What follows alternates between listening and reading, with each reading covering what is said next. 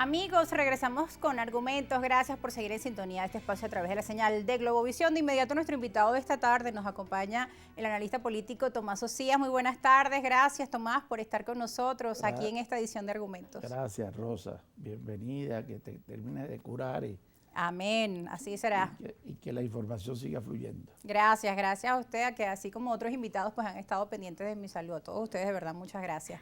Bueno, hay mucha información, lo veíamos allá en el primer segmento respecto a todo lo que ha significado este alivio de sanciones temporales a Venezuela. Han dicho que es temporal.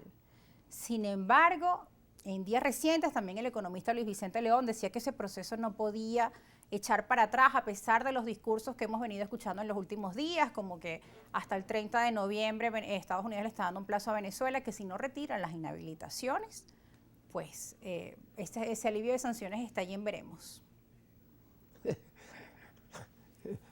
Me río porque esa es la noticia. Está exactamente montada en la noticia. Bueno, estaba desde casa, pero siguiendo la noticia. Sí. No, mira, no es la información que yo tengo. Estados Unidos no va a flexibilizar unas sanciones para en 6 meses regresar. Porque esa decisión no proviene.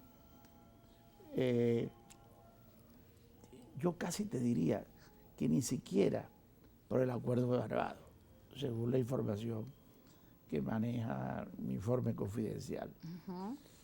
Si me remonto, venían otras negociaciones importantes que no se dieron.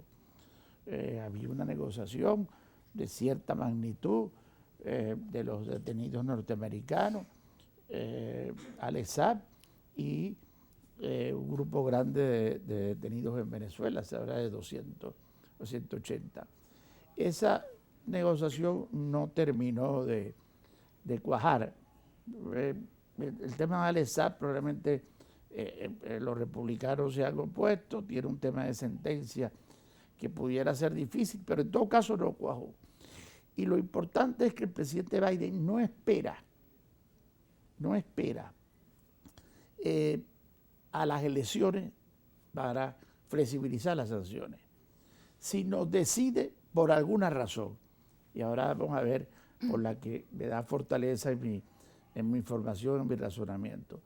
El presidente Biden decide, en no esperar a las elecciones del 24, flexibilizar las sanciones, específicamente el petróleo y otras. Es muy importante el anuncio. Pero está claro, según la información en Washington y quienes trabajan la información en Venezuela, de que el tema de las dos guerras fue lo que aceleró la decisión del presidente Biden.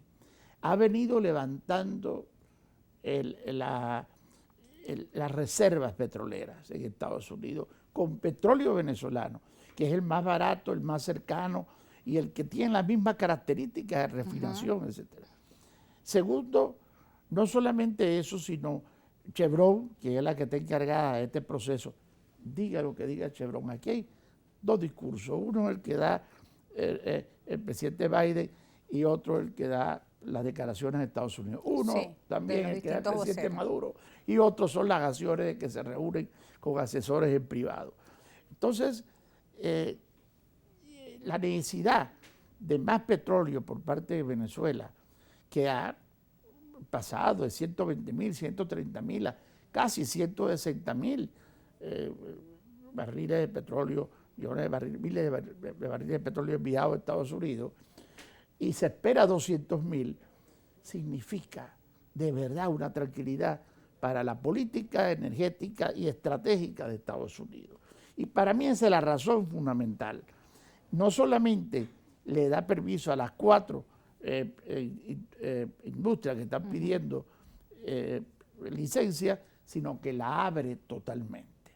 Así que nos encontramos en que ahora Venezuela puede entrar no solamente Repsol y la francesa y crecer Eni, sino vienen empresas a aumentar, el fondo aumentar la producción petrolera. Bueno, y que veíamos también para España, ha venido ahora importando de Venezuela, todo esto es parte de este proceso de alivio. Ese es otro proceso. lo que está haciendo Chevron en el país, doble discurso también. Ellos tienen que decir que hay que tener cuidado, que el panorama no es claro, como es lógico. Pero lo que está haciendo Chevron en Venezuela es impresionantemente interesante y positivo para el Ejecutivo y para Estados Unidos.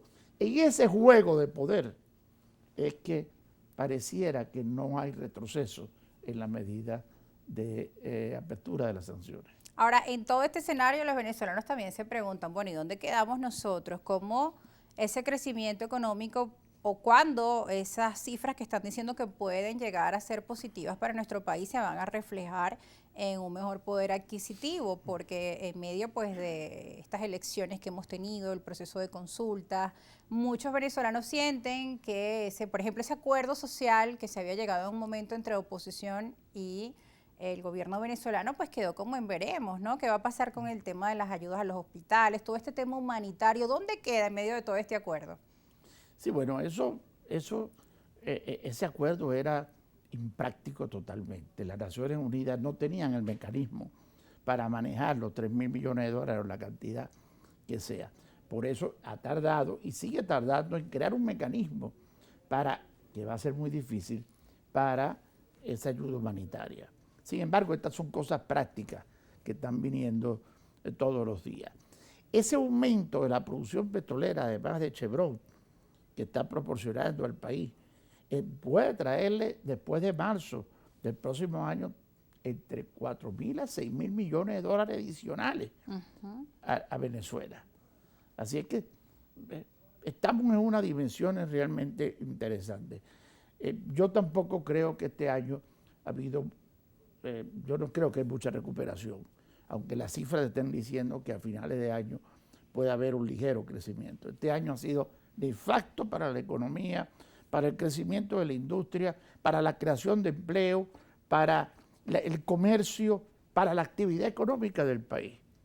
Ha sido muy difícil. Porque no se han tomado medidas. Aunque el presidente Maduro señala que él se dedicó a estabilizar la moneda, que es verdad, y a elevar la producción petrolera. Pero las medidas para creación de empleo siguen vigentes. Bueno, son temas que vamos a seguir abordando al regreso de la pausa, porque hay mucha preocupación en nuestro país sobre cómo estos acuerdos, sobre cómo esta mesa de negociación finalmente se va a poder traducir en soluciones que lleguen, que sean tangibles para la población venezolana. ¿Qué pasa entonces con esos discursos? Como usted menciona, a veces escuchamos unas frases, pero no las escuchamos del presidente Biden o del presidente Nicolás Maduro propiamente, sino de otros, de los voceros. Esa política que pues alzan las voces, pero después vemos que se llegan a otros acuerdos. Seguiremos hablando al regreso de la pausa sobre este y otros asuntos. No se aparten, que ya regresamos a través de la señal de Globovisión.